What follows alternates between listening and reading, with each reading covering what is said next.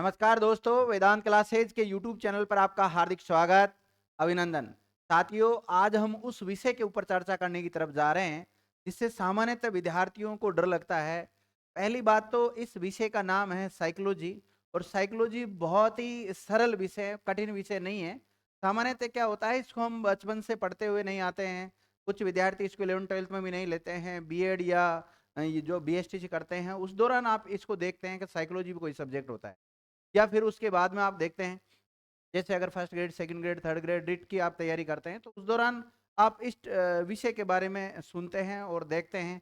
तो फिर सोचते हो सकता है यार इसकी हमें कोचिंग लेने की ज़रूरत है, ये वीक हमारा सब्जेक्ट कमज़ोर है। ऐसा कुछ भी नहीं, इसके अगर प्रॉपर तरीके से आपका कंसेप्ट क्लियर है तो इसमें बहुत अच्छे नंबर और आते हैं। मतलब ये सब्जेक्ट वह सब्जेक्ट है जो पूरे में से पूरे नंबर दिलाता है। बस इसके कुछ कंसेप्ट है वो क्लियर होने चाहिए और कुछ फैक्ट है वो आपको याद होना जरूरी है। तो देखिए, आज का जो अपना विषय है उसका नाम तो साइकोलॉजी है, मनोविज्ञान कहते हैं हिंदी में इसको। और आज का जो टॉपिक रहने वाला है वो रहने वाला है शिक्षा व मनोविज्ञान, इसका अर्थ और परिभाषा। मतलब शिक्षा व मनोविज्ञान, इन दोनों के बारे में पढ़ेंगे। हालांकि ये दो शब्द अपने आप में अलग भी दिखाई दे रहे हैं। एक तो शिक्षा दिखाई दे रहा है और एक मनोविज्ञान दिखाई दे रहा है। तो शिक्षा व मनोविज्ञान को समझने के लिए, इसकी अर्थ को समझने के लिए, इसकी परिभाषा को समझने के लिए दोनों शब्दों को हम अलग अलग देखेंगे। मतलब शिक्षा सामान्यतः हम जानते हैं, जैसे आपसे पूछा जाए कि शिक्षा क्या है, आप भी कमेंट करके बताओ शिक्षा क्या है, साइकोलॉजी क्या है, मनोविज्ञान क्या है। तो इन दोनों शब्दों को पहले अलग अलग देखते हैं। तो education and psychology, meaning and definition देख लेते हैं। तो सबसे पहले जानते हैं विद्यार्थियों, जो शिक्षा मनोविज्ञान है, इसमें शिक्षा तथा शिक्षण के विषय के अंतर्गत अध्ययन कराए जाने वाला व्यवहारिक विज्ञान होता है। मतलब इसके अंतर्गत शिक्षा जो मनोविज्ञान है इसके अंतर्गत होता क्या है, अलग अलग विद्वान अलग अलग परिभाषा भी देंगे, अलग अलग पुस्तकों में अलग अलग बात लिखी हुई है। सारे कंसेप्ट क्लियर करते हुए मैं सारी फैक्ट आपको बता दूंगा। तो शिक्षा अनादिकाल से चली आ रही मानव व्यवहार को परिमार्जित करने वाली एक प्रक्रिया है। ऐसी बात नहीं है कि शिक्षा अभी आई है, शिक्षा प्राचीन काल से भी चली आ रही थी।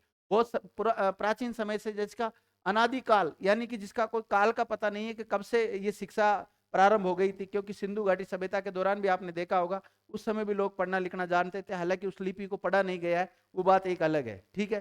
तो कई हजारों वर्षों से लोग शिक्षा यानी कि इसके बारे में पढ़ते आए हैं। शिक्षा ने मनुष्य को सामाजिक मान्यताओं के अनुसार विकसित करने में विशेष योगदान दिया है। मतलब शिक्षा का बहुत बड़ा रोल है।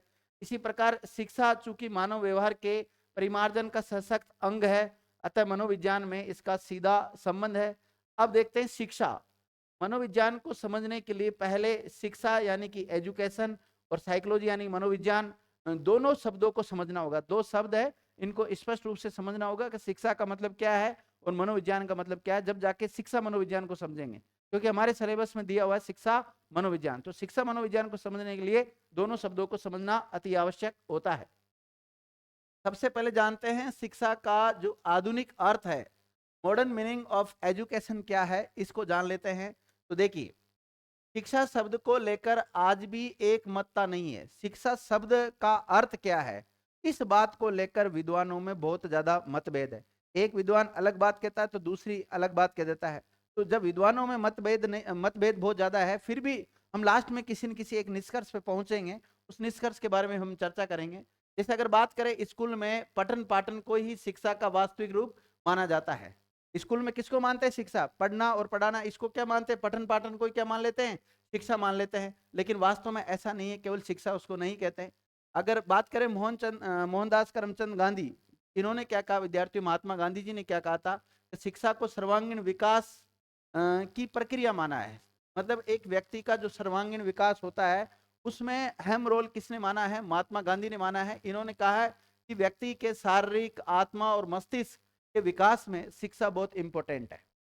इसी प्रकार प्राचीन काल में भारतीय मनीषियों ने विद्यार्थियों सा विद्या या विमुक्त है कहकर शिक्षा का लक्ष्य निर्धारित किया। प्राचीन काल में भी जो मनीषियों के कुछ वक्तव्य हैं, जैसे एक वक्तव्य मिलता है सा विद्या या विमुक्त है, ये कहकर शिक्षा के लक्ष्य को निर्धारित किया है। इसका महत्व इतना अधिक था कि इसे मनुष्य का तीसरा नेत्र कहा गया। शिक्षा को मनुष्य का तीसरा नेत्र कहा गया। दो नेत्र तो ये, एक और दो, और तीसरा नेत्र किसको कहा गया,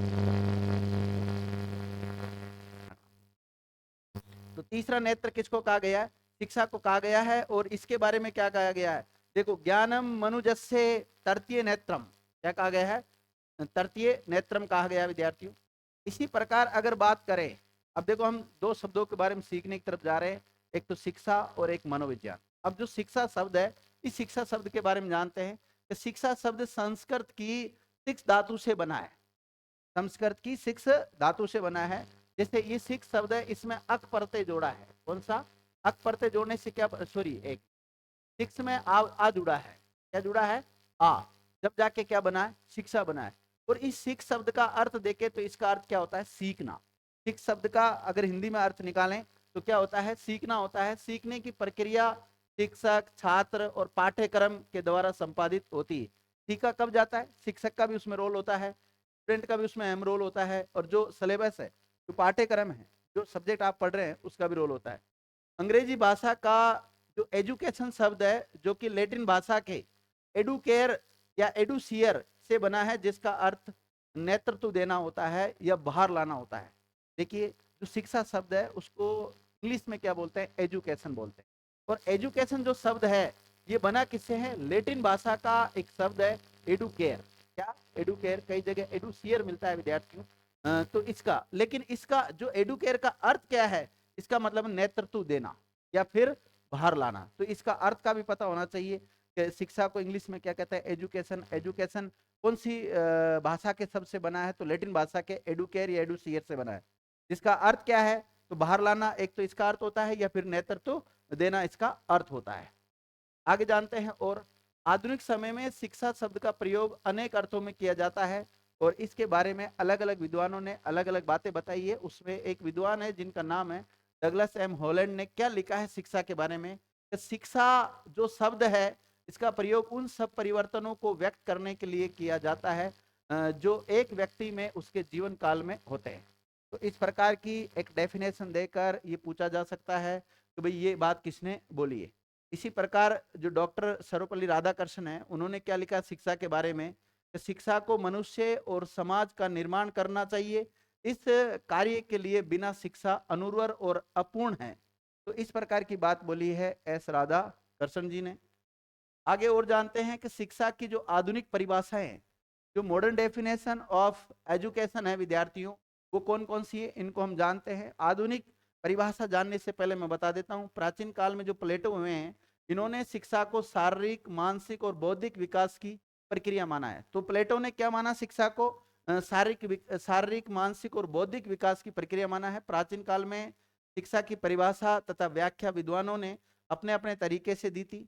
आधुनिक युग में शिक्षा का कार्य केवल ज्ञान देना मात्र नहीं है। आधुनिक युग में विकसित नवचिंतन ने शिक्षा की परिभाषाएं कई प्रकार की दी है, जो निम्नलिखित है। कौन कौन सी परिभाषा दी, किसने कौन सी परिभाषा दी है, इसको हम जान लेते हैं। तो एक तो नाम है फ्रेंडसन। क्या नाम है? फ्रेंडसन। इसने क्या डेफिनेशन दी है? तो देखो, एक बार एक अपने जो एग्जाम में है सवाल किस प्रकार के पूछे जाते हैं, परिभाषा देकर नाम पूछ लिया जाता है कि ये परिभाषा किसकी है, या फिर नाम देकर परिभाषा पूछ ली जाती है कि ये निम्नलिखित में से कौन सी परिभाषा किसकी है। ये सुमेलित करा लेते हैं या सुमेलित नहीं है। तो एक व्यक्ति है जिनका नाम फ्रेंडसन है, इन्होंने आधुनिक शिक्षा का संबंध व्यक्ति और समाज दोनों के कल्याण से, इन्होंने क्या परिभाषा दी? इनके अनुसार परिभाषा यह है कि आधुनिक शिक्षा का संबंध व्यक्ति और समाज दोनों के कल्याण से है। इसी प्रकार जो डम्बिल है, डम्बिल ने क्या डेफिनेशन दी है? अपने व्यापक अर्थ में शिक्षा में वे सब प्रभाव सम्मिलित रहते हैं व्यक्ति उसके जन्म से लेकर मृत्यु तक पढ़ते हैं, ये सारे प्रभाव उसके अंतर्गत शामिल होते हैं। डम्बिल ये बात बोलता है। इसी प्रकार रॉबर्ट यूलिच क्या बोलते हैं? रॉबर्ट यूलिच के अनुसार परिभाषा क्या है? शिक्षा व्यक्तियों के द्वारा और व्यक्तियों के लिए की जाने वाली प्रक्रिया है। ये सामाजिक प्रक्रिया है और इसको समाज के संपूर्ण स्वरूप और कार्यों से पृथक नहीं किया जा सकता। ये परिभाषा किसने दी है? तो ये दी है रॉबर्ट यूलिच ने। और जॉन ड्यूई ने क्या परिभाषा दी है? कि शिक्षा व्यक्ति की उन सभी योग्यताओं का विकास है जिनके द्वारा वह अपने वातावरण पर नियंत्रण करने की क्षमता प्राप्त करता है तथा अपनी संभावना को पूर्ण करता है। देखिए, ये जो जितनी भी परिभाषाएं हैं, आप चाहे तो इनको नोट कर सकते हैं। नोट नहीं करना चाहिए तो आपको इनकी पीडीएफ मिल जाएगी, या तो हमारे टेलीग्राम ग्रुप पे मिल जाएगी या फिर ऐप पे मिल जाएगी। ठीक है, तो आप इन पीडीएफ को ले लेना, और मैं डाल दूंगा नीचे डिस्क्रिप्शन में, इसका लिंक दिया हुआ है, टेलीग्राम का लिंक भी दिया हुआ है, ऐप का भी इसमें दिया हुआ है, और जो भी सोशल मीडिया पे मैं इसको प्रचार करूंगा वहां पर आप देख लेना, ये सारी पीडीएफ आपको एज इट इज मिल जाएगी। ठीक है। अब देखो महात्मा गांधी जी क्या कहते हैं शिक्षा के बारे में कि शिक्षा से मेरा अभिप्राय बालक एवं मनुष्य के शरीर, मस्तिष्क और आत्मा के सर्वोत्तम अंश की अभिव्यक्ति है। ये इसका डेफिनेशन है।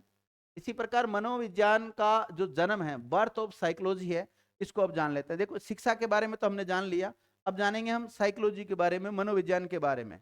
देखो रेबन क्या बोलते हैं, रेबन के मत के अनुसार मनोविज्ञान ने अरस्तु के समय में दर्शन शास्त्र के अंग के रूप में अपना जीवन प्रारंभ किया था। तो रेबन के अनुसार बता रहा हूं ये कि ये साइकोलॉजी जो शब्द है विद्यार्थियों, साइकोलॉजी यानी मनोविज्ञान है, अरस्तु के समय में दर्शन शास्त्र के अंग के रूप में अपना जीवन प्रारंभ किया था। मतलब ये जो साइकोलॉजी आया, ये दर्शन शास्त्र का ही पार्ट है, मान के चलिए आप। दर्शन शास्त्र से अलग हुआ, लेकिन दर्शन शास्त्र में था ये, लेकिन किसके समय, अरस्तु के समय। उस समय से लेकर सैकड़ों वर्षों तक उसका विवेचन इसी शास्त्र के अंग के रूप में किया जाता था, कि मतलब ये दर्शन शास्त्र का ही एक पार्ट था पहले मनोविज्ञान। ठीक है, काफी वर्षों तक रहा था। रेबन ने लिखा है कि आधुनिक काल में एक परिवर्तन हुआ है और मनोवैज्ञानिकों ने धीरे धीरे अपने विज्ञान को दर्शन शास्त्र से पृथक कर लिया है। मतलब अब दर्शन शास्त्र से अलग हो गया है। रेबन ये बताते हैं कि साइकोलॉजी अब एक स्वतंत्र विषय है। अब साइकोलॉजी के अंतर्गत भी बहुत सारी ब्रांचें हैं विद्यार्थियों, जैसे शिक्षा मनोविज्ञान है उसी प्रकार, क्योंकि हम तो इसकी एक ब्रांच पढ़ रहे हैं वैसे छोटी सी, वो भी शिक्षा मनोविज्ञान। हालांकि इसके अलावा बहुत सारी इसकी शाखाएं हैं, अलग अलग क्षेत्र में वो काम करती है।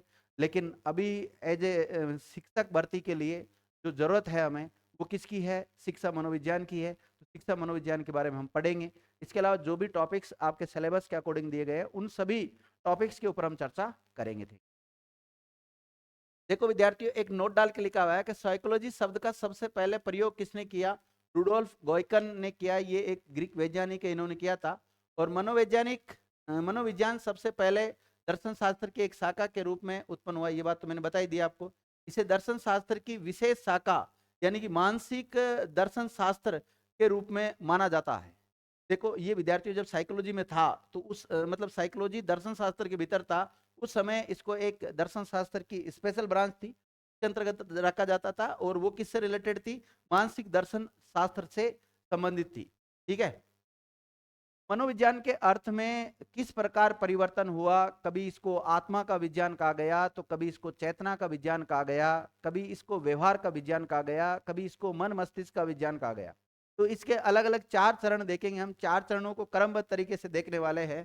तो यहाँ लिखा हुआ है मनोविज्ञान के जो अर्थ में क्रमशः परिवर्तन क्या क्या हुए, मनोविज्ञान दर्शन शास्त्र से किस प्रकार पृथक रूप से एक स्वतंत्र विषय बना, उसका अर्थ में किस प्रकार परिवर्तन हुआ। जो भी परिवर्तन हुआ वो निम्नलिखित है। दर्शन शास्त्र से अलग होने की यात्रा में मनोविज्ञान ने अनेक अर्थों को धारण किया है, अलग अलग अर्थ में ये प्रयुक्त हुआ है। 4 ये क्रम आप याद रखना विद्यार्थियों। सबसे पहले जो मनोविज्ञान है उसको आत्मा का विज्ञान कहा गया है, यानी कि साइंस ऑफ सोल कहा गया विद्यार्थियों। और दूसरा मस्तिष्क का विज्ञान इसको कहा जाने लगा। फिर बाद में चेतना का विज्ञान इसको कहा गया, और फिर व्यवहार का विज्ञान कहा गया, और वर्तमान में इसको व्यवहार का विज्ञान ही कहा जाता है। ठीक है, तो ये 4 जो क्रम है ये आपको याद होना चाहिए। सबसे पहले आत्मा, फिर मस्तिष्क, मस्तिष्क का मतलब ये मन से लिया गया है, से लिया गया है यहाँ पर, मन से लिया गया है, चेतना और व्यवहार। ये चारों शब्द इस प्रकार से कई बार एग्जाम में पूछ लिया जाता है कि इसका जो परिवर्तन हुआ, जो चेंज हुआ, उसका निम्नलिखित में से कौन सा क्रम सही है, कौन सा गलत है, ये भी कई बार सवाल आ जाता है। अब ये आगे हम क्या पढ़ने वाले हैं इसमें, तो ये सारे जो पॉइंट्स है, जैसे आत्मा का विज्ञान, मस्तिष्क का विज्ञान, चेतना का विज्ञान, व्यवहार का विज्ञान, इनको एक एक को जानेंगे। और किस विद्वान ने इनके मत इनका समर्थन किया, किसने इनकी आलोचना की, कब तक इनको ये जो परिभाषाएं दी गई कब तक ये वैलिड रही, इन सब परिभाषाओं के बारे में आगे देखने वाले हैं। सबसे पहले बताया था मैंने आत्मा का विज्ञान यानी कि साइंस ऑफ सोल, इसका जो पहला चरण कहा जाता है इसको, इसके बारे में ये मैं बता रहा हूँ गेरिट के अनुसार। के अनुसार, गेरिट के अनुसार मनोविज्ञान शब्द अंग्रेजी भाषा के शब्द साइकोलॉजी, क्योंकि मनोविज्ञान को इंग्लिश में क्या कहते हैं, साइकोलॉजी कहते हैं। साइकोलॉजी का हिंदी रूपांतरण है, मतलब इंग्लिश में जिसे हम साइकोलॉजी कहते हैं, हिंदी में उसको मनोविज्ञान कहते हैं। ये बात कौन बोलता है, गेरिट कहता है। और ये जो साइकोलॉजी शब्द है ये ग्रीक यानी कि यूनानी भाषा के 2 शब्दों से मिलकर बना है। जो ये साइकोलॉजी शब्द आपको दिख रहा है, ये साइकोलॉजी शब्द जो है ये 2 शब्दों से मिलकर बना है। ये 2 शब्द, 2 ये है, एक तो है साइकी, एक तो क्या है साइकी और दूसरा है लोगस। साइकोलॉजी शब्द दो शब्दों से मिलकर बना है, साइकी और लोगस, और ये यूनानी भाषा के दो शब्द है जिनका नाम आपको पता होना चाहिए, साइकी और लोगस। मीनिंग भी ध्यान रखना, ठीक है। अगर हम बात करें इस साइकी शब्द का अर्थ क्या निकलता है, तो इस साइकी शब्द का अर्थ निकलता है आत्मा यानी सोल। इसी प्रकार ये लोगस शब्द है, इसका अर्थ निकलता है अध्ययन यानी स्टडी। तो फिर इसी प्रकार इस साइकोलॉजी यानी कि मनोविज्ञान का जो अर्थ है, इसका जो अर्थ है विद्यार्थियों, वो अर्थ क्या हो जाएगा इसका? इसका अर्थ हो जाएगा स्टडी ऑफ सोल। क्या हो जाएगा? स्टडी ऑफ सोल हो जाएगा, यानी कि आत्मा का अध्ययन या आत्मा का ज्ञान प्राप्त करना साइकोलॉजी का अर्थ होता है। इसका साइकोलॉजी का अर्थ होता है। नोट डाल के लिखा हुआ है कि इसलिए उस काल में इसे आत्मा का विज्ञान कहा गया। देखिए, जब दर्शन शास्त्र से ये अलग हुआ तो इसको अलग अलग समय पर अलग अलग नाम से जाना जाने लगा। सबसे पहले इसको आत्मा का विज्ञान कहा गया, फिर उसके बाद में मन या मस्तिष्क का विज्ञान कहा गया, फिर चेतना का कहा गया, और लास्ट में जाके व्यवहार का कहा गया। देखिए, अभी ये मैंने आपको क्रम बताया था, ये वाला मस्तिष्क का मतलब मन से लिया गया है यहाँ पर, ठीक है। तो पहला हम पढ़ रहे हैं, उसमें जानते हैं साइकोलॉजी के जो बारे में दो शब्द है, जिस साइको ये साइकी और लोगस, इन दोनों के अर्थ क्या क्या होते हैं। अर्थ भी कई बार पूछ लिए जाते हैं। अनेक यूनानी दार्शनिकों ने मनोविज्ञान को आत्मा का विज्ञान माना, और उन जो मानने वाले हैं, जो समर्थन करने वाले हैं कि भाई साइकोलॉजी एक आत्मा का विज्ञान था, तो वो मानने वाले जो दार्शनिक थे, दर्शन शास्त्र से संबंधित जो विद्वान होते हैं, वो दार्शनिक कहा जाता है। और वो दार्शनिक कौन कौन है? जैसे प्लेटो है, अरिस्टोटल है, और इसी प्रकार जो डेकार्टे वगैरह, ये इसको सपोर्ट करते हैं कि ये इसके समर्थन में है कि साइकोलॉजी एक आत्मा का विज्ञान है। आत्मा का फिर बाद में देखते हैं विद्यार्थियों, आत्मा का क्या अर्थ होता है, उसका रंग क्या है, उसका रूप क्या है, उसका आकार क्या है। मतलब आत्मा क्या है, एक ये भी निकलता है यहाँ से कि आत्मा क्या है, उसका रंग कैसा है, उसका रूप कैसा है, इसका आकार कैसा है। ये लो विद्यार्थी, कई लोगों ने, कई दार्शनिकों ने इसको सपोर्ट किया, लेकिन दार्शनिकों से ये पूछा गया कि आप कह रहे हो भाई ठीक है आत्मा का विज्ञान है, तो आत्मा क्या है, आत्मा का रंग कैसा है, आत्मा का रूप कैसा है, आत्मा दिखती कैसी है। क्या आप भी विद्यार्थियों आत्मा के बारे में जानते हैं? अगर आत्मा को आपने देखा है तो आप अपना जो एक्सपीरियंस है वो कमेंट सेक्शन में लिखकर जरूर बताएं कि आत्मा होती है या नहीं होती।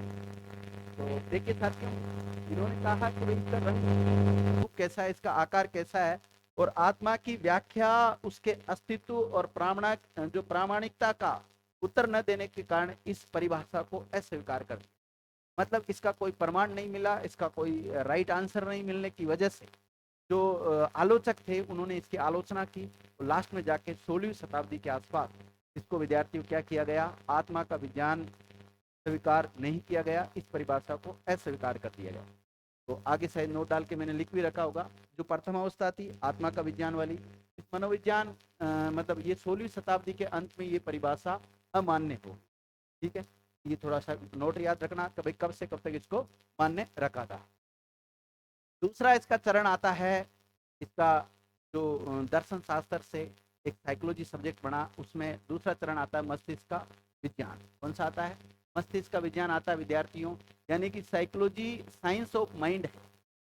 मध्य युग के दार्शनिकों ने मनोविज्ञान को मन यानी कि मस्तिष्क का विज्ञान बताया है। ये मस्तिष्क से मैंने बता दिया पहले, मन से लिया गया है। किससे लिया गया है? यहाँ पर मन से लिया गया है। दूसरे शब्दों में उन्होंने विशेष रूप से इटली के जो दार्शनिक है पोम्पोनोजी, उन्होंने मनोविज्ञान को मस्तिष्क का अध्ययन करने वाला कहा है। तो इसका मनोविज्ञान का मस्तिष्क का अध्ययन करने वाला किसको कहा गया विद्यार्थियों? तो एक दार्शनिक है पोम्पोनोजी, उनको कहा गया। ठीक है, इसका मुख्य कारण यह था कि आत्मा के मानसिक और आध्यात्मिक पहलू अध्ययन के पृथक विषय हो गए थे, परंतु कोई भी दार्शनिक मस्तिष्क की प्रकृति और स्वरूप को निश्चित नहीं कर पाया। मतलब मन कैसा है, मस्तिष्क कैसा है, इसका प्रकृति कैसी है, इसका नेचर कैसा है, इसका स्वरूप कैसा है, इसको निश्चित नहीं कर पाया। तो फाइनली हम जाके इस बात पर पहुंचेंगे कि मस्तिष्क का विज्ञान होता है साइकोलॉजी, इस बात को भी अस्वीकार किया गया। लास्ट में जाके हम यही बताने वाले हैं। इसका परिणाम बताते हुए बीएन झा ने लिखा है कि मस्तिष्क के स्वरूप के अनिश्चित रह जाने के कारण मनोविज्ञान ने मस्तिष्क के विज्ञान के रूप में किसी प्रकार की कोई प्रगति नहीं की। आधुनिक मनोवर्ती मन के स्वरूप तथा प्रकृति का निर्धारण न कर सका। मन शब्द के बारे में भी अनेक मतभेद हो गए थे, अतः ये परिभाषा भी अस्वीकार कर दी गई। तो मन, साइकोलॉजी मन का विज्ञान है, इस बात को भी क्या कर दिया गया? अस्वीकार कर दिया गया। तो ये 17वीं 18वीं शताब्दी के अंत तक इस परिभाषा को मान्य रखा था, बाद में उसके बाद में अमान्य घोषित कर दिया गया था। तीसरा जो चरण आता है इसका, वो आता है विद्यार्थी चेतना का विज्ञान। अब वही मन, इसमें भी विद्यार्थी लास्ट में जाके क्या होगा, क्योंकि मन तो तीन होता है, चेतन, अचेतन, अर्धचेतन वगैरह होता है, तो केवल इसमें चेतन मन की बात की गई, फिर बाकी अर्धचेतन और अचेतन कहाँ गए। तो आगे जाके कुछ एक्सपीरियंस, जो कुछ प्रयोग किए गए थे, तो उस वजह से लास्ट में जाके इस परिभाषा को भी अस्वीकार कर दिया जाएगा। पहले देखते हैं, सबसे पहले 16वीं शताब्दी में वाइव्स, विलियम जेम्स और विलियम वुंट और जेम्स सल्ली आदि विद्वानों ने मनोविज्ञान को चेतना का विज्ञान बताया था। तो 16वीं शताब्दी के आसपास को क्या बताया इन लोगों ने, चेतना का विज्ञान बताया। उन्होंने कहा कि मनोविज्ञान मनुष्य की चेतन क्रियाओं का अध्ययन करता है। इन्होंने क्या कहा कि साइकोलॉजी के भीतर क्या होता है, मनुष्य का जो चेतन क्रियाएं होती है उनका अध्ययन करता है, परंतु वे चेतना शब्द के अर्थ के संबंध में एक मत न हो पाए कि चेतना क्या है। इस बात को लेकर इन विद्वानों में क्या हो गया, मतभेद हो गया। जहां मतभेद है, जहां फूट पड़ती है, वहां पर कुछ नहीं हो सकता, ये मान के चलिए। फूट और विश्वास दो चीज बड़े चीज होते हैं। जैसे माना कि अभी मैं आपको साइकोलॉजी पढ़ा रहा हूं, अगर आप साइकोलॉजी में पढ़ा रहा हूं और अगर आप मेरे पे विश्वास नहीं कर रहे हो ना, तो आप लाख कोशिश कर लो तो भी आप मेरे से सीख नहीं पाओगे। अगर आपको विश्वास है तो सर हमें जो साइकोलॉजी पढ़ा रहे हैं बहुत अच्छे कंटेंट दे रहे हैं, बहुत शानदार तरीके से पढ़ा रहे हैं, मैं गारंटी ले रहा हूं आप 100% साइकोलॉजी सीख, आपको अन्य स्रोत पढ़ने की आवश्यकता ही नहीं पड़ेगी। क्योंकि मैंने भी काफी स्रोतों का अध्ययन किया है, उसी के बाद में मैं इस चैनल पर आपको पढ़ाने के लिए आया हूँ सर। कोई भी व्यक्ति होता है अपनी तरफ से 100% मेहनत करता है, तो आप विश्वास बना के रखना, आपको बहुत अच्छे मार्क्स मिलने वाले हैं। ये पुराने एग्जाम में आए हुए क्वेश्चन उनको हल करके देख लेना, पता लग जाएगा अपनी साइकोलॉजी का क्या लेवल है।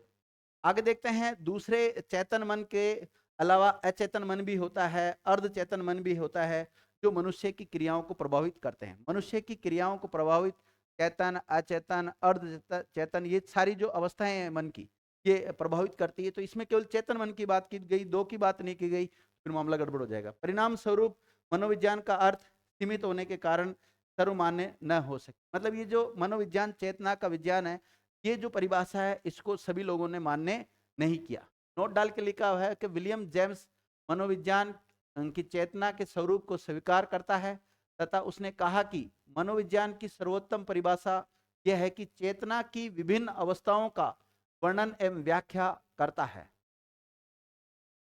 ये तीसरी अवस्था है, और तीसरी अवस्था के बारे में मैंने सारी बातें आपको वैसे ही बता दी हैं।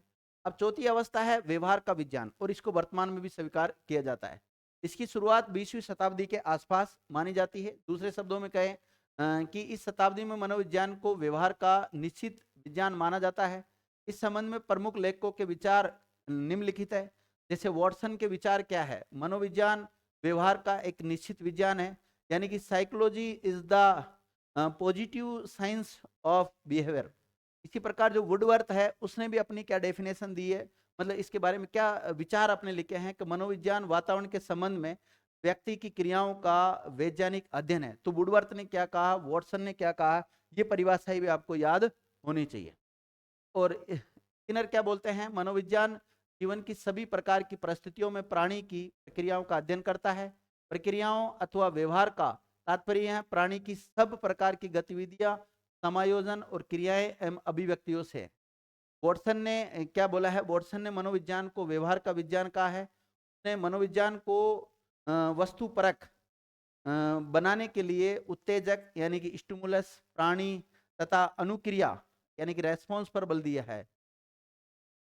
उक्त लेखकों के विचारों के विश्लेषण करें तो हम निश्चित विज्ञान के रूप में मनोविज्ञान के संबंध में निम्नलिखित तथ्य प्राप्त होते हैं। जैसे मनोविज्ञान एक विधायक विज्ञान है, मतलब साइकोलॉजी क्या है, एक पॉजिटिव साइंस है। मनोविज्ञान भौतिक यानी कि फिजिकल, सामाजिक, सोशल दोनों प्रकार के वातावरण का अध्ययन करता है। मतलब इसमें भौतिक रूप से और सामाजिक रूप से दोनों प्रकार से अध्ययन किया जाता है साइकोलॉजी के भीतर। मनोविज्ञान न केवल व्यक्ति के व्यवहार का अपितु पशु व्यवहार का भी अध्ययन करता है। भाई मनुष्य के व्यवहार का तो अध्ययन किया ही जाता है, लास्ट में इसमें हम ये भी कह सकते हैं कि पशुओं के व्यवहार का भी अध्ययन किया जाता है साइकोलॉजी। मनोविज्ञान वातावरण का अध्ययन करता है जो व्यक्ति की ज्ञानेंद्रियों को प्रभावित करता है, और वह अपनी कर्मेंद्रियों के द्वारा वातावरण के प्रति प्रतिक्रिया यानी कि रेस्पॉन्स करता है। मनोविज्ञान व्यक्ति को मन यानी कि माइंड तथा शरीर यानी बॉडी से युक्त प्राणी मानते हुए उसका अध्ययन करता है। क्या करता है विद्यार्थियों? व्यक्ति को तो मन मानता है और शरीर को क्या मानता है? उसको प्राणी मानते हुए उसका अध्ययन करता है मनोविज्ञान के अंतर्गत। दूसरे शब्दों में मनोविज्ञान व्यक्ति को मन शारीरिक प्राणी मानता है। मनोविज्ञान सब प्रकार की ज्ञानात्मक क्रियाओं यानी कॉग्निटिव जो एक्टिविटीज होती है, जैसे स्मरण करना, कल्पना करना, संवेदना आदि, इसके अलावा संवेगात्मक क्रियाओं जैसे रोना, हंसना, क्रोध, गुस्सा आना वगैरह, ये सब हो जाता है।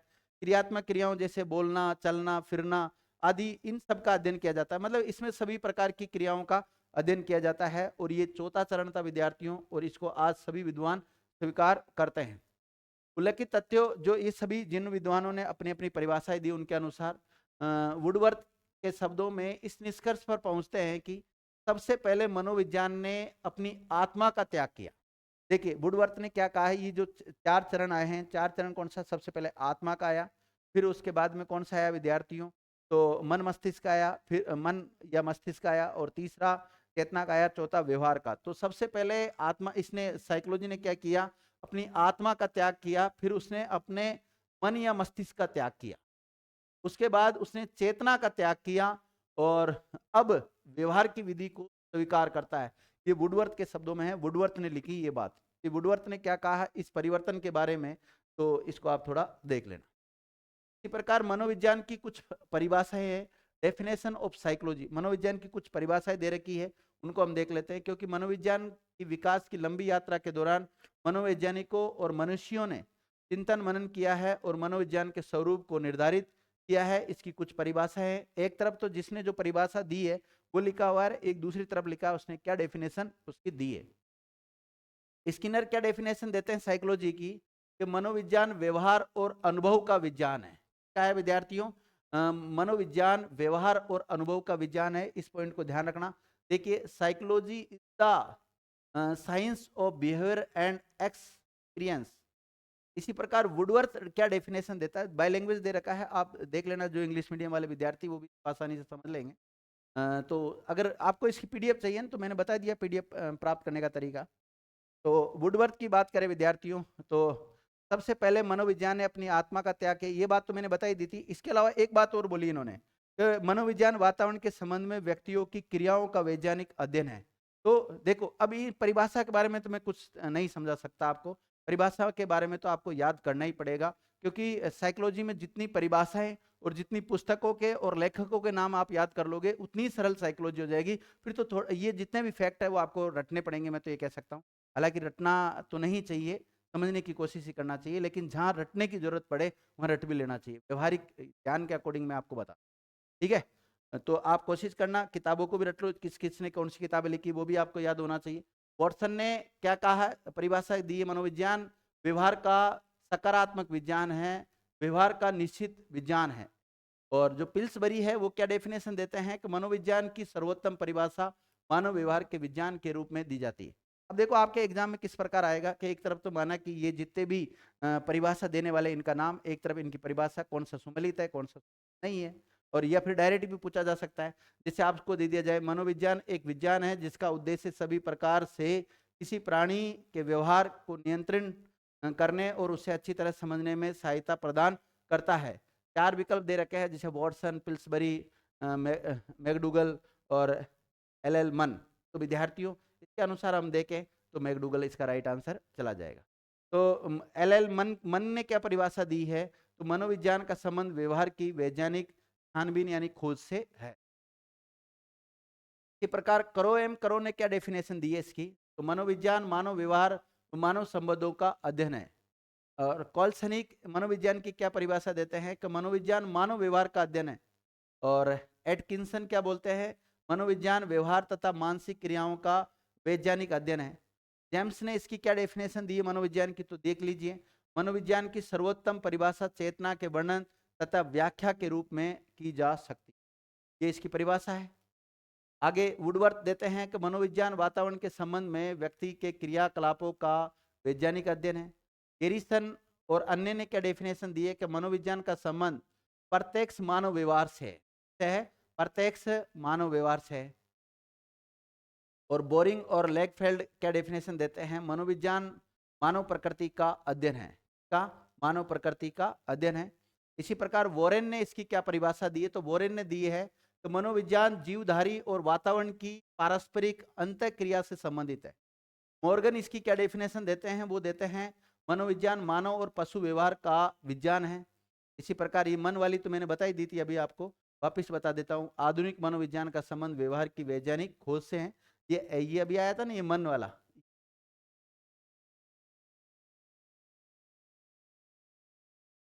ये वाला, ये सेम परिभाषा है, ये रिपीट होगी, कोई दिक्कत नहीं है। आप जब नोट्स बनाओ तो उसमें देख लेना, दोबारा मत लिखना, ठीक है।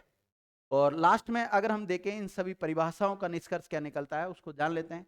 उक्त परिभाषाओं का विश्लेषण करने पर स्पष्ट हो जाता है कि मनोविज्ञान एक विधायक यानी कि पॉजिटिव और आदर्श नियामक यानी कि नॉर्मेटिव विज्ञान की श्रेणी में रखा जाता है। ये व्यक्ति की मानसिक और शारीरिक क्रिया का अध्ययन करता है।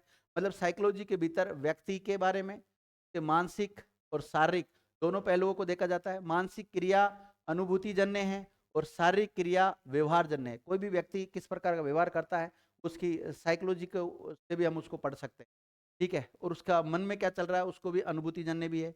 इसका समन्वित अध्ययन ही मानव के व्यवहार के अध्ययन को सही दिशा प्रदान करता है। तो विद्यार्थियों आगे कुछ मोटिवेशनल कोड दे रखा है कि मंजिल के लिए आधे रास्ते जाकर कभी वापस मत लौटना, क्योंकि वापस उतना ही लौटना पड़ेगा जितना दूर आगे चलकर मंजिल मिलेगी। विद्यार्थियों, कई विद्यार्थी क्या होते हैं काफी समय से तैयारी करते रहते हैं, लास्ट में जाके बीच में जाकर उनको ऐसा लगता है कि भाई अब मुझे मंजिल नहीं मिलने वाली है, लेकिन फिर वो वापस लौट जाते। तो ये जो मोटिवेशनल कोड है ये आपको ये सिखाना चाहता है कि भाई आप जब भी कोशिश करें तो जिस लक्ष्य को प्राप्त करने के लिए आपने मेहनत चालू की है, जब तक आपको लक्ष्य नहीं मिल जाता तब तक आपको रुकना नहीं है, मेहनत लगातार करती रहना है। विद्यार्थियों, जीवन में कठिनाइयाँ आती रहती है, बहुत बाधाएं आ गई, ठीक है, ज़्यादा टेंशन लेने की जरूरत नहीं। उम्मीद कर रहा हूँ साथियों आज का जो लेक्चर है ये आपको पसंद आया होगा। थैंक यू मित्रों, अच्छा लगा तो कमेंट करके जरूर बताना। थैंक यू मित्रों।